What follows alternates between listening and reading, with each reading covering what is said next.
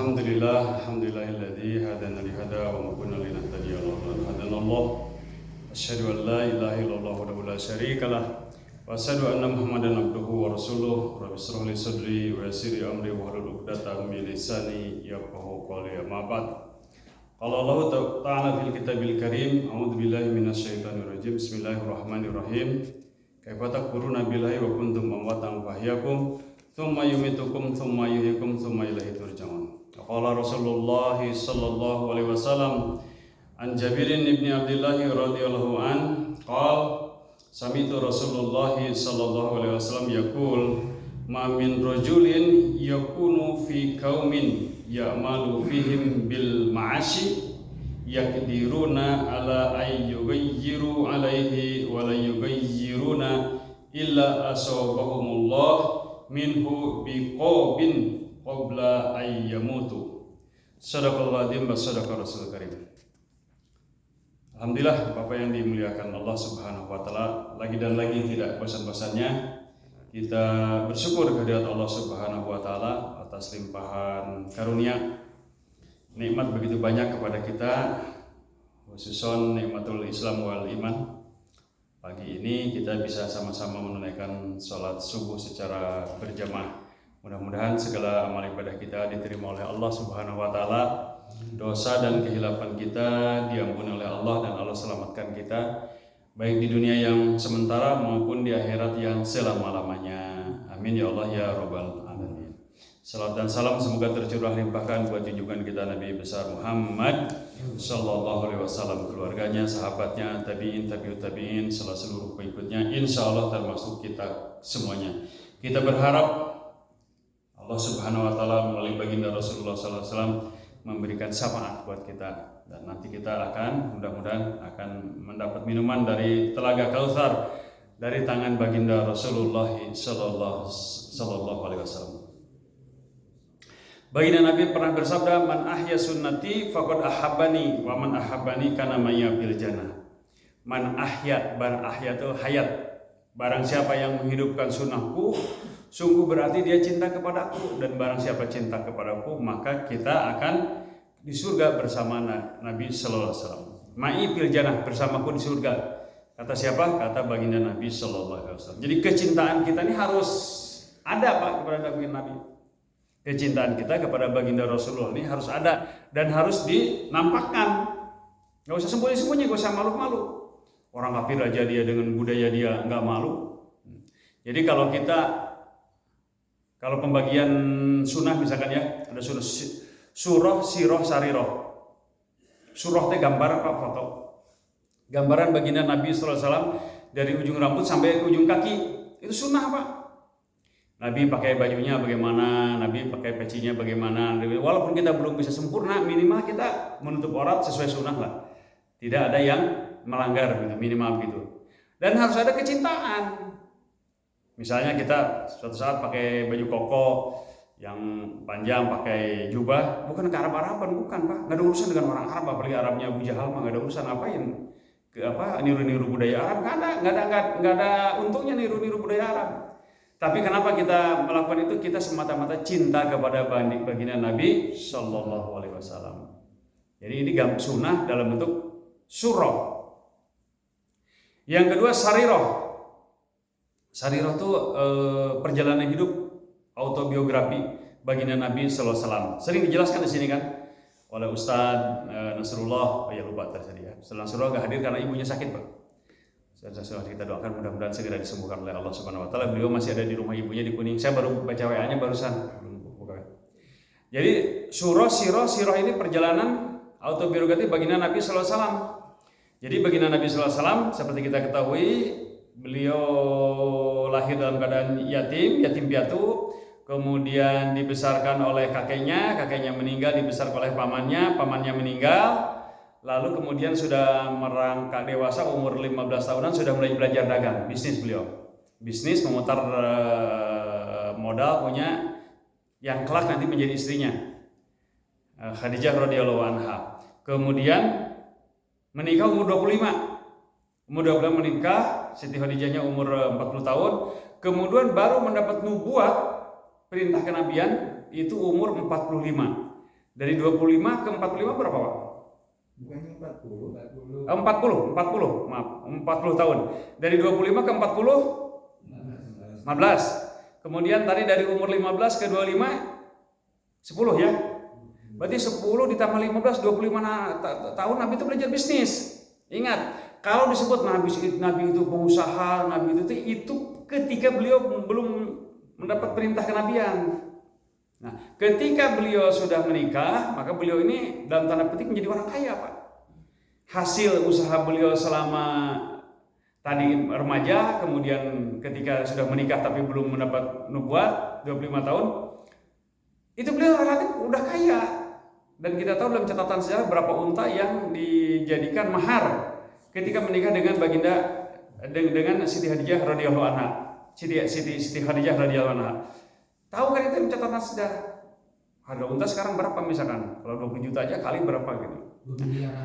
Miliaran. Tapi ketika beliau sudah menjadi nabi, mendapat perintah kenabian mulai dari surat Iqra itu, beliau memfokuskan diri untuk dakwah. Sampai akhir hayat beliau, sampai harta berdua ini suami istrinya habis. Beliau tidak mewariskan dinar atau dirham kepada putri tercintanya Fatimah radhiyallahu anha misalkan, atau kepada cucunya Hasan dan Husain, tidak. Habis dipakai untuk apa duitnya itu? Dipakai untuk dakwah. Jadi betul, perkataan betul yang mana Pak Haji yang orang Jawa, betul. Dakwah saya ingin entek piro Pak gitu. Betul itu. Kata-kata itu seperti ini Pak Haji Handoyo, seperti orang bercanda. Kalau dakwah yang modern dalam tanda petik lah, pulang ke rumah istrinya bertanya kepada Pak, entok piro dakwah dino iki, dalam bahasa Jawa nih. Kenging sabara dakwah di tanah nate. Oh, alhamdulillah can Bapak terus pengajian ieu diamplopan di Al-Kausar. Kenging 300.000 misalkan misal gitu. Tapi kalau dakwah yang ala Rasulullah, yang asli the real of dakwah, al asli minad dakwah, itu istrinya akan bertanya, "Pak, yang tadi mah entok piro, yang sekarang mah entek piro." Entek piro. Habis berapa dakwah? Oh, alhamdulillah Bapak habis dakwah tuh di pedalaman pedalaman Pangalengan. Tadi ke sana Bapak masak-masak dengan teman-teman, bagi-bagi makanan kepada orang-orang sana, beli Quran, kemudian bagi-bagi beras, bagi-bagi mie instan dan lain-lain. Alhamdulillah hari ini Bapak habis 1 juta, teman-teman juga hari ini habis gede duitnya. Makanya dalam konteks dakwah ini kan bi amwalihim wa anfusihim, dengan amwal harta, dan anfus dan diri dengan harta, dengan badan kita. Karena itu dakwah ini masuk dalam kategori jihad. Bi amwalihim wa anfusihim. Satu di situ dulu. Kemudian kita lihat jejak wali-wali yang mengislamkan Nusantara ini. Indonesia kan belum ada, Pak. Indonesia belum ada, sudah Islam, Pak. Jangan salah. Indonesia sudah ada. Indonesia itu kan adanya tahun 45. Itu pun nggak sekaligus. Saya dulu menyangka begitu proklamasi itu Indonesia itu jadi belum, Pak. Baru proklamasi 17 Agustus pegang Santerium 56, ternyata rumahnya pamannya Yusuf Martak. Ya, saya nggak pernah, seumur saya waktu belajar SD SMP itu nggak pernah disebut itu. Disebut memang proklamasi itu disampaikan jam 10-an pagi di Jakarta, Jalan Pegangsaan Timur nomor 56. Betul kan? Tapi nggak pernah dikasih tahu seluruh rumah siapa itu kan. Baru sekarang tahu kan kita.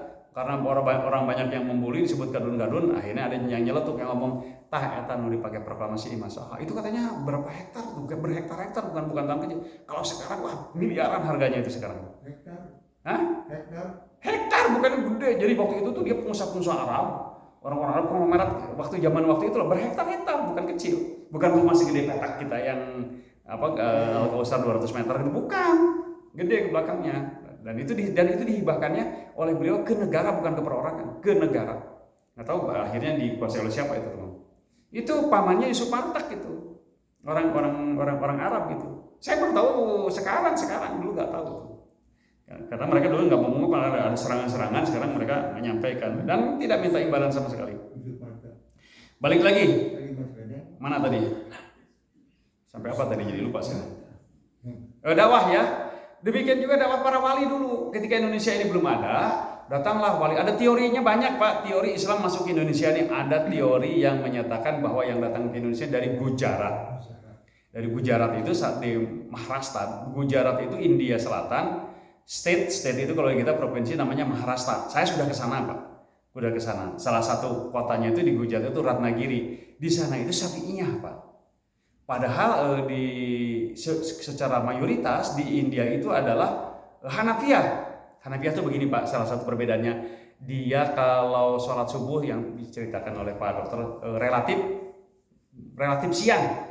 Dari adzan kita tuh udah sekarang jam 4 mungkin jam 5 lah, mungkin beda sejaman. Kemudian dia kalau imam waladhdallin amin makmum nasir. Orang celongkong tuh amin, orang Indonesia di situ. Kemudian duduk tahiyatnya apa beda dengan kita, mirip dengan tahiyat awal, tahiyat akhirnya. Kemudian Jumat seluruh pakai bahasa Arab. Kemudian apalagi ya dalam fikihnya itu. Kemudian di beberapa tempat jarang pakai speaker, Pak, mesinnya itu waktu sholatnya walaupun nggak kedengaran jalan. Salah di antaranya itu perbedaan fikih. Nah, teori Gujarat Islam masuk ke Indonesia melalui Gujarat itu kalau di Indonesia paham Syafi'iyah ada benarnya. Karena di India itu alfabetikal Arab itu mirip dengan orang Sunda. Alif Jabar A, alif JRI, alif PS U A I U. Bukan gaya Arab. Kalau Arab alif Fathah A, alif Kasroh I, alif Dhamma U A I U. Dia Jabar JR PS, Pak. Jadi itu tanda-tanda menunjukkan bahwa boleh jadi iya teori Gujarat itu. Tapi ada lagi nanti teori Islam masuk ke Indonesia ini dari Parsi, Pak. Dari Iran. Ada lagi teori dari Saudi. Ada lagi teori dari Turki. Memang Khalifah mengirim dakwah dai-dai ke sini. Bahkan ada teori dari Cina konon katanya. Ada Laksamana Cheng Ho atau siapa itu karena Islam walaupun memerangi kerajaannya tapi mereka Islam katanya. Ada banyak teori. Oke lah, maaf meskilah tidak apa. Tapi itulah. Jadi waktu itu ketika para ulama itu datang ke Nusantara emang ada yang gaji, Pak? Perkiraan kita ada gaji nggak? Nggak ada siapa yang gaji, Pak. Mereka datang huruz, kalau huruz dia mau huruznya. Datang ke Nusantara ini bukan kayak jamaah tabligh mah 3 hari, misalnya 40 hari maksimal 4 bulan. Mereka bahkan di antara mereka itu tidak balik lagi ke negerinya. Mukim di sini, ada yang kawin di sini, tidak balik lagi. Makanya para wali itu makamnya dikenal dengan sebutan tingkat keulamaan sebenarnya maulana. Nggak ada di Indonesia ini yang ulama ini dengan sebutan maulana itu nggak ada. Orang Sunda mah mama ajengan, betul nggak? Imam orang Sunda tradisional mama ajengan. Di Jawa apa? Kiai. Orang-orang Melayu tuan guru. Di Kalimantan tuh tuan guru, di daerah Ustaz Somad sana tuan guru, kemudian di Nusa Tenggara Barat sana di daerah gubernur siapa? Yang dulu? Yang terkenal tuh Ustaz itu. Tuan guru juga Bajang, tuan guru Bajang. Tuan guru, semua tuan guru sebutannya. Nah, tapi kita kenal ada Maulana Malik Ibrahim, Maulana Pulan, gelar Maulana itu memang gelar di tanah Hindi. India juga waktu itu belum ada Indianya, masih Hindi. Jadi India, Bangladesh, Pakistan, terus satu lagi yang bangkrut itu apa di bawah India tuh? Allahumma sholli ala sayyidina. Ada satu lagi itu dalam satu India, Pakistan, Bangladesh, satu lagi di bawah India di Laut Arab itu apa namanya yang bangkrut itu? Lupa itu. Itu dalam satu hamparan penyebutannya tanah Hindi. Penyebutannya tanah Hindi waktu itu. Jadi itulah dakwah. Mereka meninggalkan keluarga dan dari waktu baginda Nabi SAW haji wada kemarin waktu ada Ustaz dari Bangladesh disebut di sini. Waktu Rasulullah terakhir beliau sebelum wafat beliau di haji wada mengumpulkan orang-orang Islam itu tercatat sahabat itu jumlahnya 124.000 orang. Sudah akhir, sudah hampir baginda Nabi wafat sudah akhir. 124.000 orang. Itu konon katanya yang tercatat dalam sejarah yang meninggal di Mekah dan Madinah itu hanya 10.000. 120.000 dikurangi 10.000 berarti sekitar 114.000. 114.000 itu di mana mereka meninggalnya? Menyebar ke seluruh dunia. Ada makam sahabat itu yang di Yaman, ada yang di di Lebanon, bahkan konon ada sahabat, walau alam teori ini, sahabat sampai ke Aceh katanya. Waktu zaman itu, walau alam. Tapi kalau di Turki, di India, di mana-mana menyebar itu. Mereka disuruh sampaikanlah kata baginda Nabi kepada orang-orang yang belum mendengar dakwahku ini. Surah, siroh, kemudian surah, siroh, kemudian sariroh. Sariroh ini rasa risau. Jadi baginda Nabi setelah mendapatkan kenabian itu, yang ada di pikiran beliau itu risau. Bagaimana keadaan umat ini? Maka terkenal baginda Nabi itu selalu bahkan dari hidup sampai meninggal dunia yang sering diucapkan apa? Umati as-sholah. Itu yang dirisaukan oleh baginda Nabi. Bagaimana umatku, bagaimana nasib sholat, bagaimana nasib sholat nanti, bagaimana di akhir zaman. Itu yang dirisaukan oleh baginda Nabi Shallallahu Alaihi Wasallam. Enggak ada baginda Nabi risaukan, aduh ini anakku warisannya bagaimana, cucuku warisannya bagaimana, enggak ada Pak. Selalu merisaukan umat dan memandang umat ini dengan penuh kasih sayang, dengan penuh kecemasan Pak. Itu yang harus ada pada diri kita. Jangan nafsi Pak, walaupun kita sudah bisa ke masjid, sudah bisa ngaji, sudah bisa sholat, tapi jangan kita merasa cukup diri kita. Bagaimana umat ini? Karena itulah kelebihan umat baginda Nabi SAW kehebat umur zaman, seperti kemarin dijelaskan bahwa kelebihan umat akhir zaman ini bukan karena fisiknya yang kuat, nggak ada. Kita ini lemah. Saya aja umur 50-an udah repot begini. Bukan kayak umat-umat terdahulu dakwahnya aja 800 tahun, 900 dakwahnya doang, umurnya ribuan tahun. Kemudian badannya gede-gede, badannya kecil-kecil, bekek-bekeknya banyak penyakitan, sekarang lemah. Apa kita? Bodoh-bodoh Pak kita sekarang. Bodoh.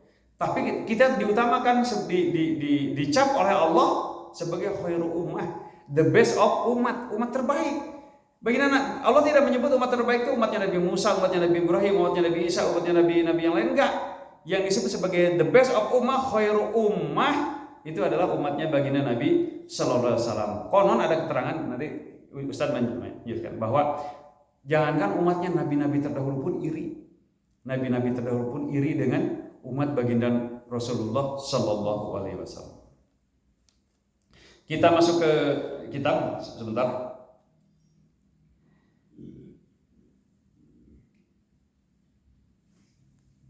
An Jabirin Abdillah radhiyallahu anhu qala sami'tu Rasulullah sallallahu alaihi wasallam yaqul ma min rajulin yakunu fi qaumi ya'malu fihim bil ma'syi yaqdiruna ala ayyughayyiru alaihi wa la yughayyiruna illa asabahumullah minhu bi'iqabin qabla ayyamutu. Dari Jabir bin Abdullah radhiyallahu anhu berkata, aku mendengar Rasulullah sallallahu alaihi wasallam bersabda, tidaklah seorang berada dalam suatu kaum dan dia berbuat maksiat tetapi mereka tidak mengubahnya padahal mereka mampu, kecuali Allah akan menimpakan bencana kepada mereka sebelum mereka mati. Diulang Pak ya.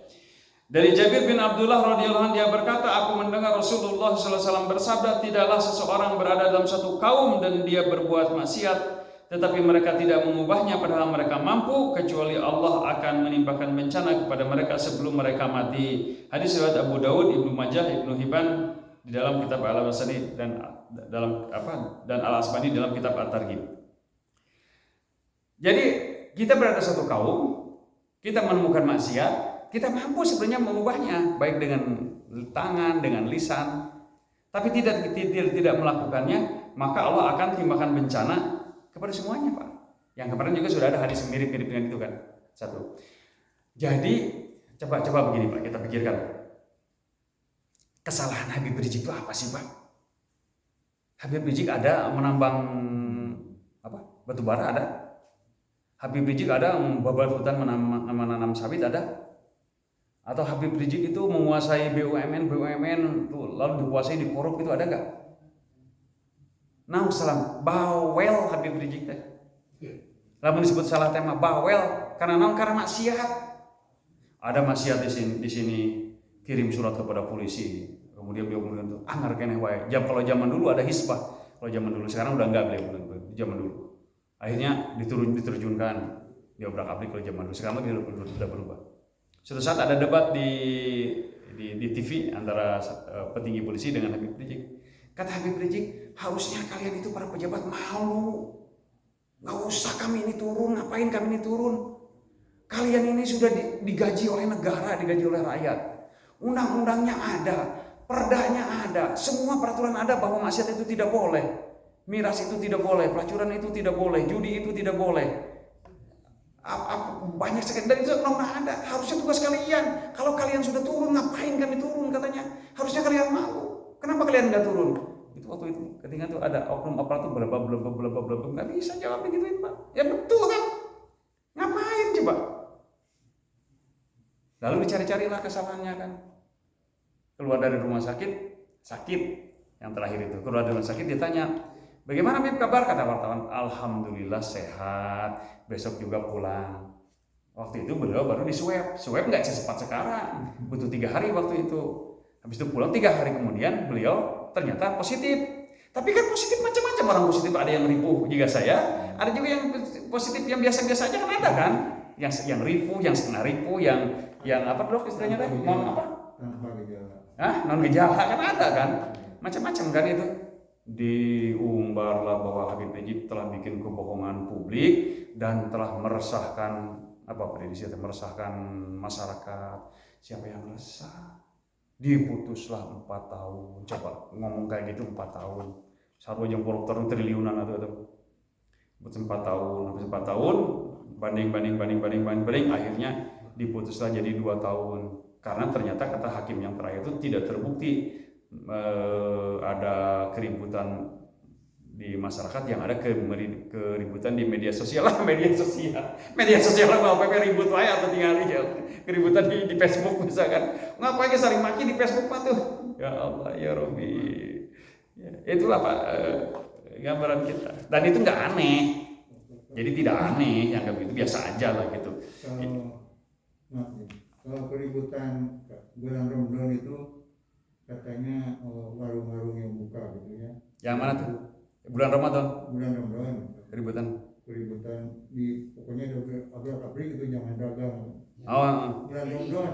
Bulan Ramadan dulu. Katanya ada FPI. FPI itu siapa sih? Oleh Habib Rizik bukan? Yang dulu sekali sebelum berubah, tapi yang belakang mah, yang terakhirnya ngobrol-ngobrol di Banten mah Satpol PP bahkan.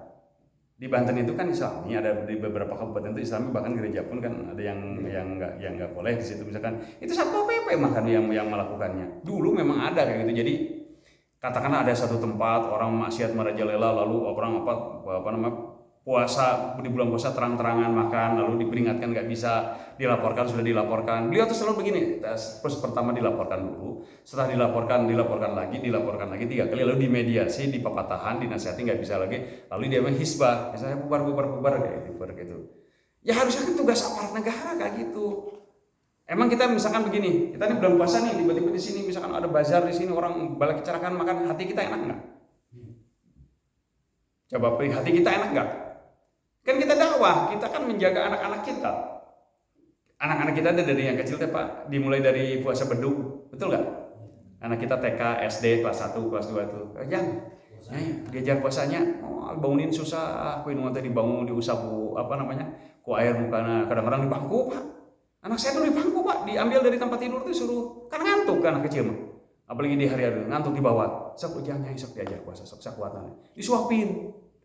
Nggak bisa masuk nasi susu sebisa-bisa naonnya, kokokeran naonnya sebisa-bisa. Itu kan kita mendidik anak Pak, benar nggak nih begini?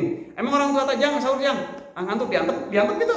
Enggak, dirawu kurang tadi duduk di ngantuk diusap, intinya dikasih air, disuapin bu inung nanti sok diajar puasa, ngantuk kuat, udah puasa beduk banyak, ketika beduk.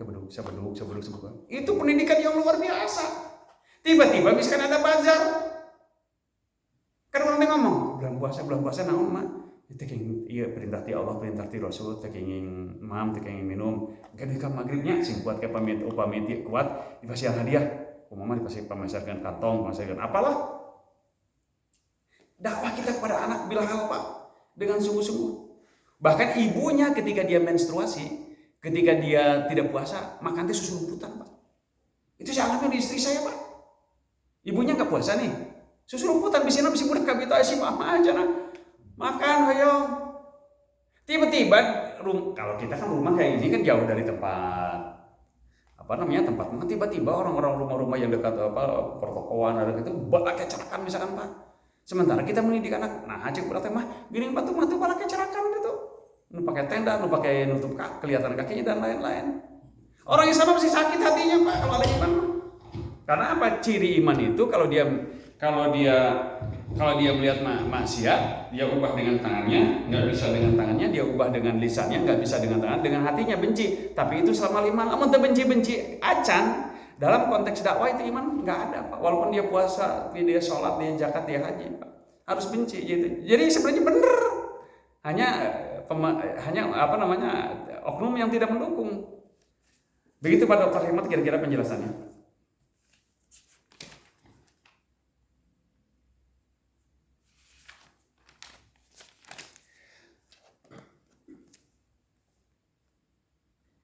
Allah Subhanahu wa taala berfirman di dalam Quran surat Al-Isra ayat 72, "Wa man kana fi hadhihi a'ma fahuwa fil akhirati a'ma."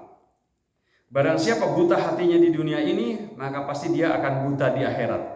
Dalam konteks dakwah maksudnya buta itu teneule karena situasi dan keadaan, enggak peduli, pura-pura buta menutup mata. Maksiat merajalela tidak peduli, orang Islam dikucilkan tidak peduli, orang Islam diserang terus-terusan tiap hari tidak peduli, dimarginalkan tidak peduli, maka dia nanti di akhirat akan buta.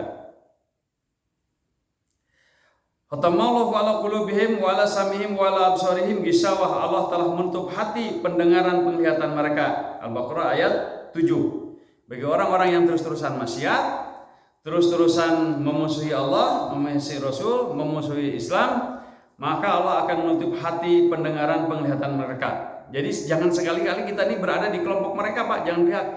Jangan kabita. Kemarin siapa yang posting? Pak Jandoyo ya, yang posting anak kecil diajak les hari Sabtu kemarin. Pak Jandoyo itu siapa tuh? Diajak, itu udah video lama itu Pak Ji. Itu diajak kayak gitu, lalu dulu kan ada di sini juga les gitu kan. Lalu dikasih hadiah, dikasih kado gitu, pemurtadan begitu. Orang tuanya Pak, orang tuanya jangan dilepas begitu aja anak itu Pak. Aduh, Masya Allah.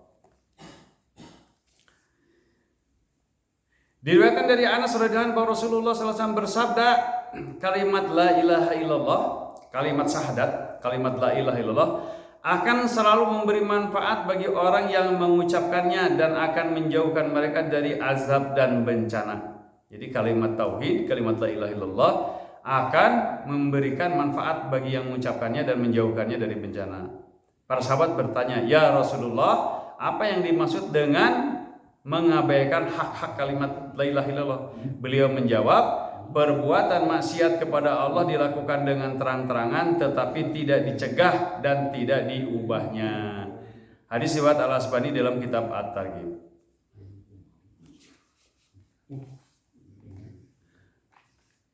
Dari Aisyah radhiyallahu berkata, suatu hari ketika Rasulullah SAW masuk di dalam kamarku, kamar baginda Nabi nempel dengan Masjid Nabawi.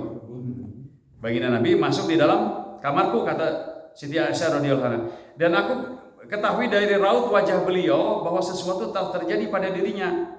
Tanpa berbicara kepada siapapun, beliau berwudu, lalu masuk ke masjid dan aku merapatkan telingaku di dinding kamarku agar dapat mendengar apa yang beliau sabdakan. Beliau duduk di atas mimbar setelah memuji Allah. Beliau berkhutbah, wahai manusia, sesungguhnya Allah berfirman kepada kalian, serulah manusia berbuat baik dan cegahlah mereka dari kemungkaran. Sebelum datang suatu masa, suatu waktu di mana kalian berdoa tetapi doa kalian tidak akan aku kabulkan. Kalian meminta kepadaku tetapi aku tidak akan memberi kepada kalian. Dan kalian meminta tolong kepadaku tetapi aku tidak akan menolong kalian. Beliau tidak menambah khutbahnya hingga turun dari mimbar. Hadis riwayat Ibnu Majah dan Ibnu Hibban dalam kitab At-Targhib.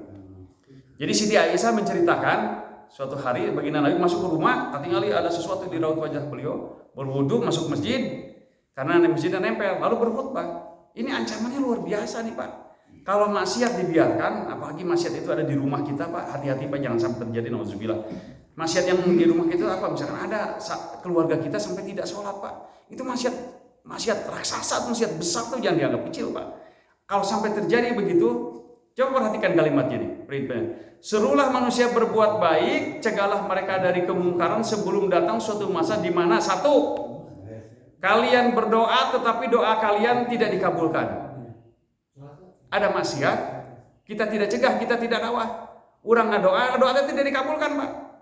Satu itu ya, Pak. Kedua, kalian meminta kepadaku tetapi aku tidak memberi kepada kalian. Dua itu, Pak ya. Yang ketiga, kalian meminta tolong kepadaku tetapi aku tidak menolong kalian. Ini bahaya sekali, Pak. Jadi wajar ulama-ulama yang ilmunya tinggi, yang sudah paham tentang Quran, paham tentang hadis, dari kelompok manapun, mungkin dari para Habib seperti Habib Rizik, dari NU, dari PESIS, dari Muhammadiyah, dari Salafi, pasti dia tidak suka kalau lihat maksiat, Pak. Dan pasti mereka akan berdakwah begitu, Pak. Tapi nanti akan berbenturan. Dan itu sudah sunatullah dari zaman dulu, yang namanya dakwah ke amar ma'ruf, masih mending ketika nahi munkar, Pak, itu bermasalah. Jadi nggak heran lah. Jangan ikut-ikutan, kan disebutnya wah Habib Rizik ini kriminal. Kenapa? Itu bukti dia sudah terbukti secara hukum ingkrah sebetulnya bukan di penjara katanya. Berarti kan bersalah. Ya ingkrah di negara mana Nabi Yusuf ya ingkrah di penjara misalkan. Ya ayyuhalladzina amanu in tansurullaha yansurkum yasubit agdamakum. Wahai orang-orang yang beriman, jika kalian menolong agama Allah, niscaya Dia akan menolong kalian dan Dia akan mengokohkan langkah-langkah kalian atas musuh-musuh kalian. Ada juga kan ini kan dijadikan bulian juga. Ngapain katanya sok jago, ngapain sok pintar pakai mau menolong Allah segala. Allah tuh maha kuasa, nggak perlu ditolong. Tolonglah diri kalian. Dari mana bodoh tuh bina-bina dewa. Ini tuh Quran yang ngomong begitu. Nolong agama Allah tuh bukan Allah tidak mampu memerintahkan kepada kita untuk berdakwah, untuk menolong sesama. Dipakai sebutan menolong. Ini Quran, tekstualnya tuh Quran surat Muhammad ayat 7. Ya ayyuhalladzina amanu, wahai orang-orang yang beriman, intang surullaha yang surkum wa yusabbit aqdamakum. Wahai orang-orang yang beriman, jika kalian menolong agama Allah, niscaya Dia akan menolong kalian dan Dia akan mengokohkan langkah-langkah kalian di atas musuh-musuh kalian. Jadi kalau kita berdakwah, penyebutannya itu menolong Allah akan bantu. Kan dalam keterangan lain, Allah tidak akan mengubah nasib suatu kaum kecuali kaum itu mengubahnya. Jadi kalau kemarin beredar begitu banyak kristenisasi, ya ada orang cicing atau dah. Tong salahkan batur, salahkan diri kita. Terutama sekarang ketika ada bencana ya, misalkan kita tidak peduli, Pak, tidak peduli, kan tenda-tenda bertebaran sana di Cianjur kan, tahu sendiri lah kita dari kelompok mana tenda-tenda itu kan.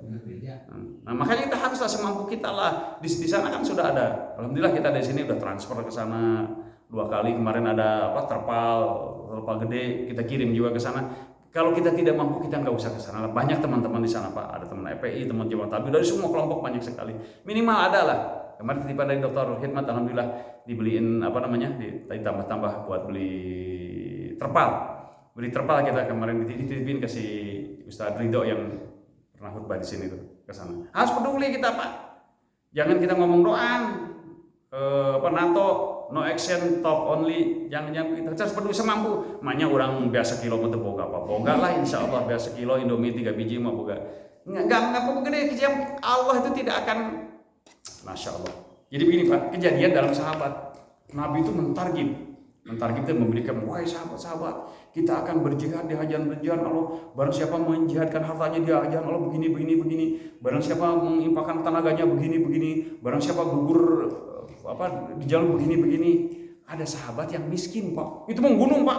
Tumpukan itu di waktu itu menggunung. Ada kurma, ada segala macam gunung ditumpuk, orang di dia dari gunung pun. Di Bapak A, Bapak B penggunung setelah Nabi itu mau perang kejadian. Saya lupa perang ada. Ayah sahabat cicing, Pak. Malipir bahasa orang malipir. Tegaduh naon. Zaman itu kan banyak orang miskin gitu. Ngan gaduh sekurma, entah segenggam kurma atau berapa biji kurma. Tahu Nabi, kata Nabi, kenapa kamu? Aduh cenah Kang Nabi abdi teh salasana. Isin cenah hoyong ngiring jiga batur kieu kan Nabi. Liek ragap teu aya cenah sana kita. Gaduh ieu cenah. Tenang naon cenah. Sok tunggu diteunun di pangluhurna. Dia tumpukan harta yang buat perang itu. Diteunun di pangluhurna, didoakan oleh baginda Nabi sallallahu alaihi wasallam. Langsung didoakan oleh Nabi tante. Abarkan. Jadi begitu, Pak. Kalau kita tidak punya banyak ya kita sedikit kayak gitu loh. Jangan sampai enggak sama sekali kalau masih ada, kecuali kalau memang tidak ada sama sekali. Itu yang diajarkan oleh Nabi dengan para sahabatnya gitu. Jadi kita harus peduli kepada lingkungan, Pak. Pada lingkungan dalam konteks apa? Dalam konteks maksiat kita peduli, dalam konteks dakwah ngajak, dalam konteks ekonomi kita membantu semampu kita membantu. Kalau gotong royong kecil Pak. Kalau gotong royong Indonesia katakanlah sekarang tinggal 80% begitu. 80% umat Islam. Kalau mereka gotong royong, apa yang nggak bisa dibikin Pak? Rumah sakit megah bisa dibikin, universitas megah bisa dibikin, apapun bisa dibikin. Asal ada tokoh yang bisa menyatukan, ada kepercayaan. Dari zakat aja triliunan Pak. Dari zakat aja triliunan. Apalagi kalau dari dana haji, misalkan dana hajinya dipakai untuk umat Islam, jangan untuk yang lain-lain. Wah, luar biasa. Apa yang dengan 80% umat Islam coba? Apa yang nggak bisa dibikin Pak? Bendungan nggak bisa dibikin, jika pesawat tempur nggak bisa dibeli Pak satunya dengan dana umat Islam. Ya masalahnya kan tidak ada trust, tidak ada kepercayaan, dan tidak ada tokoh yang bisa menyatukan Pak. Luar biasa Pak umat Islam itu.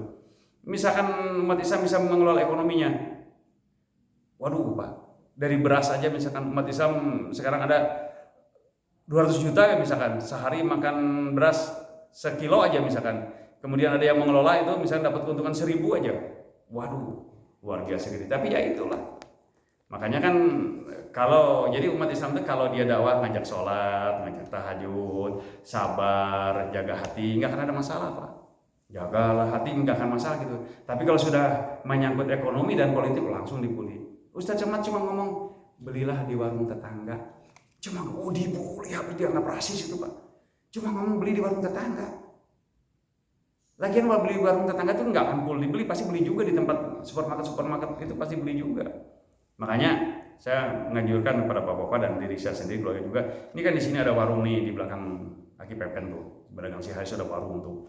Beras di situ ada. Kalau kita masih bisa dibeli Pak warung tetangga itu. Kalau di sini di Geria itu kan ada tretan tuh, orang Madura tuh. Ada tretan tuh. Walaupun ya beda 100 perak buat kita belilah. Terutama sayuran, beras gak usah lah Pak di supermarket kita dibantu tukang sayur bergulingan. Kita belilah Pak. Ya, kalau nggak siapa lagi habis Pak kita kalau semuanya ke supermarket Pak. Kasihan Pak. Harus kita ada kepedulian. Dikit lagi Pak, satu lagi. An Abi Hurairah radhiyallahu anhu qala Rasulullah sallallahu alaihi wasallam idza adzamat ummatid dunya nuziat min haibatul Islam wa idza tarakatil amru bil ma'ruf wa nahya 'anil munkar hurimat barakatil hayy wa idza tasabbat ummati saqatat min ainillah. Ini juga ngeri juga hadis ini Pak. Dari Abu Hurairah radhiyallahu anhu dia berkata bahwa Rasulullah SAW bersabda, apabila umatku sudah mengagungkan dunia, maka akan tercabut dari mereka kehebatan Islam. Umatku mengagungkan dunia, aku agungkan dunia, tarang ngomongin Islam, tarang ngomongin akhirat, kemajuan dunia, unggul. Kalau itu doang yang dijadikan pokok pembicaraan, kalau itu yang dijadikan diskursus setiap hari, maka dia akan tercabut dari kehebatan Islam. Dan apabila mereka meninggalkan amar ma'ruf nahi munkar, maka terhalanglah mereka dari keberkahan wahyu. Dan apabila umatku saling menghina, maka jatuhlah mereka dari pandangan Allah. Hadis riwayat Hakim Tirmizi dalam kitab Durrul Mansur. Mengagungkan dunia, kemudian meninggalkan amar ma'ruf nahi munkar, justru saling durder sesama umat Islam. Terjadi Pak sekarang Pak? Ya. Terjadi. Lantas orang masalah harusnya penyakit dihindarkan malah diingu. Terjadi pada diri kita sendiri. Maka Bapak ini dimuliakan Allah Subhanahu wa taala, mudah-mudahan lah hari demi hari kita ada semangat lah. Ada semangat untuk senantiasa berdakwah sesuai kemampuan kita, Pak. Saya berulang-ulang ngomong dakwahnya tidak harus seperti Ustaz Somad, Ustaz Adi Hidayat. Enggak, kita enggak akan mampu gitu mah. Siapa sih kita nih? Tapi kita bisa melakukannya, Pak. Bisa melakukan. Bapak bisa dakwah sendiri infironi. Nggak bisa ikut jamaah, silakan kelompok mana ya, kelompok NU, kelompok Persis, kelompok Muhammadiyah, kelompok Tabligh, kelompok Salafi, semua juga mereka berdakwah dengan thariqah masing-masing. Ada kelompok merasa dirinya paling nyunah, ada kelompok merasa dirinya paling benar, nggak apa-apa itu supaya bersemangat. Tapi jangan jelek-jelekan kelompok lain. Jangan komalamun kemah mereka dia tidak dakwah, kemudian ngejelek-jelekin kelompok lain. Aduh, iya dipakai atau iya seketik. Bapak nggak punya kesebelasan sepak bola, tetangga punya kesebelasan sepak bola digoreng. Nggak sepak bola, mancanan PS, persatuan sepak bola Kepop, ada goreng sepak bola teh. Tapi mehanat teh boga, logis tidak? Nggak fair kalau dia punya kesebelasan sepak bola yang bagus, kemudian tetangga jelek, ya masih boleh lah. PS Kepop teh goreng, kita mah halus mah tuh PS Sayati misalkan milik saya begini, iya mantep. saya akan mengalami itu Pak. Saya dengan teman-teman yang menjawab pabrik, ya Allah, kita dimusuhi dakwah. Apa sih yang kita lakukan Pak? Heran saya. Dimusuhi disebut bid'ah, khurafat bid'ah, menan teh dakwah kira. Ini Memang itu godaan aneh. Dok? soal peduli lingkungan dan mungkin juga amar ma'ruf nahi munkar. Tiba-tiba di WA saya dapat di Cianjur, katanya berapa banyak kelompok-kelompok LGBT subur di Cianjur itu. Saya kok heran, kok di sana ternyata banyak kelompok LGBT, artinya gitunya itu kan persis zaman Nabi Lut kan gitu, yang oleh Allah kemudian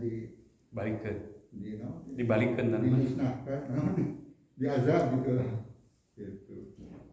Jadi berita tentang bahwa di Cianjur itu banyak LGBT itu benar nggak gitu ya? Saya tidak tahu persis 100% karena tidak punya data. Kabarnya konon begitu. Satu masalah LGBT, kedua masalah permurtadan dan lain-lain. Tapi kemarin ada juga teman-teman dari tabligh itu yang memberikan masukan, bukan hanya di Cianjur Pak, jangan jauh-jauh katanya. Kebetulan rumah dia tuh di Tegalega Pak, Tegalega yang banyak pasar barang-barang bekas itu, pasar loak itu, rumah dia di situ, ada masjid masuk gang situ.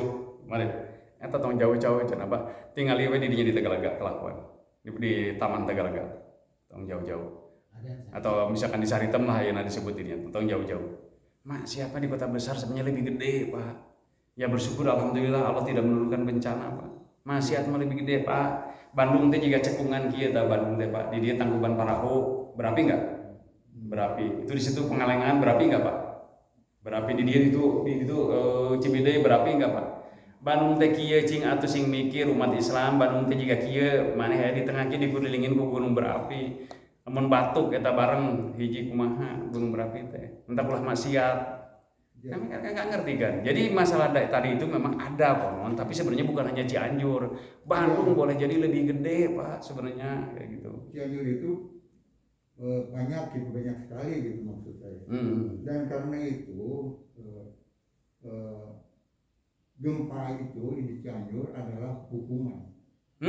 Hukuman Dari Allah.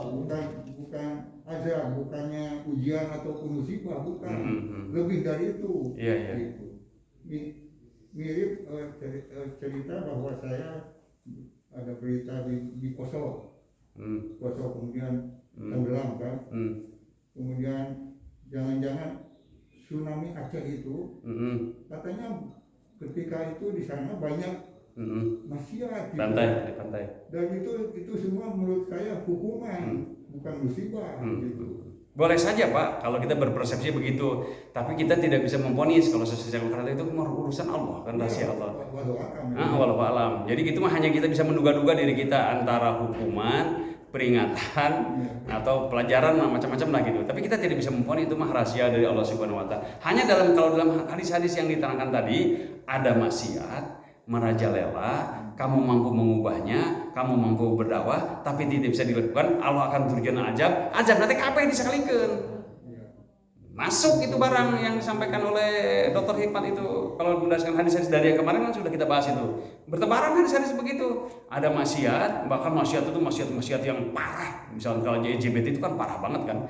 Maksiat-maksiat yang kelas tinggi. Kemudian sebenarnya bisa dicegah terutama oleh pemerintah kan, yang punya ubaha dengan tangan itu kan pemerintah kan, tapi tidak dilakukan. Sudah diperingatkan oleh para ulama, anggar keneh bae makin merajalela kalah ka ulama anu ditewak misalkan gitu, Allah turunkan azab. Itu hadis yang menerangkan. Hanya kita tetap tidak bisa memvonis kalau diri kita hanya bisa menduga-duga kayak gitu. Sama kayak kemarin kasus misalkan ada orang musyrik, ada orang kafir, walaupun kita tahu itu tanda-tandanya ada, tapi kita tidak punya kapasitas asyik atau munafik misalkan. Padahal juga jelas tanda-tandanya kalau berkata dia bohong, janji dia diingkari, diberi amanat khianat, itu jelas sekali kan misalkan tanda-tanda kayak gitu. Tapi tetap saja kita tidak boleh wah siapa munafik, tetap aja tidak boleh. Itu hak Allah. Hanya kita paling untuk dakwah kita memberikan penjelasan kepada umat, adek kamu jangan munafik tuh dina neraka teh dina krak aya nage nu kumaha nu munafik teh kan tah munafik teh kieu amun ngomong suka padul wae lamun janji tara ditepati lamun diberi amanat kalah khianat di antara jumlah sekian banyak ciri munafiknya kade bisi aya pada diri bahkan ada sahabat kan disuruh oleh Nabi kemarin bikin list bikin senarai siapa-siapa aja orang munafik itu tapi tidak diumumkan sampai sekarang tidak diumumkan siapa-siapa di kalangan waktu itu ada yang munafik. Jazakallahu khair, terima kasih atas perhatiannya. Hadanallahu wa iyyakum ajmain. Subhanakallahumma wa bihamdika asyhadu an la ilaha illa anta astaghfiruka wa atubu ilaik. Assalamualaikum warahmatullahi